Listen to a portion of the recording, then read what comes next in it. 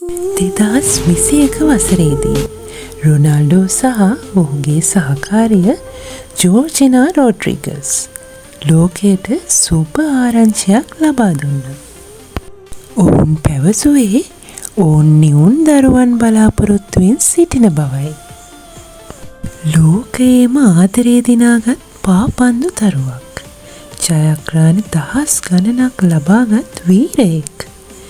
නමුත් ජීවිතයේ සමහර අවස්ථාවලදී ලෝකයේ ශක්තිවන්තම පුද්ගලයන්ට අසරණ වෙන්න සිදු වෙනවා. මේ කතාව ක්‍රිස්ටියානෝ රොනාල්ඩෝගේ ජීවිතයේ ඔහුට කිසිදා අමතක නොවන දුක්බර මොහොතක් ගැනයි. මේ ගිනිගත් ඔපදූප රස වගේම ගුණයි. ඔයා මේ වීඩියෝ එකට දාන පුංචි ලයික් එකක් මට ලොකු ශක්තියක්. හරි, අපි එහෙනම් දැන් යමු වීඩියෝ එකට. ඉතින් මේ නිවුන් දරුවන්ගේ පණිවිඩය ඔවුන්ගේ ජීවිතවලට අලුත් සතුටක් ගෙන මොහොතක් වුණා. ක්‍රිස්ටියානෝගේ අනිත් දරුවන් 3 දෙනාත් මේ පණිවිඩයෙන් සතුටින් නිපිල ගියා. අලුත් ජීවිත දෙකක් තම පවුලට එකතු වෙනවා කියන බලාපොරොත්තුවෙන් ඔවුන් සතුටින් සිටියා. නමුත් මේ සතුට බලාපොරොත්තු නොවූ ලෙස වේදනාවක් බවට පත් වුණා. 2022 වසරේදී දරුවන් බිහි කරන අවස්ථාවේදී ඔවුන්ගේ පිරිමි දරුවා ජීවිතයෙන් සමුගත් බව රොනාල්ඩෝ සහ ජෝර්ජිනා ලෝකයට දැනුම් දුන්නා.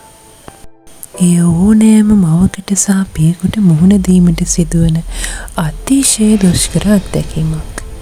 ලෝකයේ ලක්ෂ ගණන් මිනිසුන් ඉදිරියේ ශක්තිමත් පුද්ගලයෙක් ලෙස පෙනී සිටින රොනාල්ඩෝටත් එදා තම පවුලේ වේදනාව ඉදිරියේ වචන නැති වුණා. රොනාල්ඩෝ පසුව තම රසිකයන්ට ස්තුති කළේ ඒ අමාරු කාලයේ ලැබුණු ආදරය සහ සහයෝගය වෙනුවෙන්. තමන්ට අහිමි වූ පුංචි පුතාගේ මතකය ජෝර්ජිනාගේ හදවතින් කිසිදා ඉවත් වුණේ නැහැ. ඒ ආදරය සදාකාලික මතකයක් කරගන්න ඇය තම සිරුරේ ටැටූ එකක් කරගත්තා. එහි තිබුණේ කුඩා දේව දූතයෙකුගේ රූපයක්.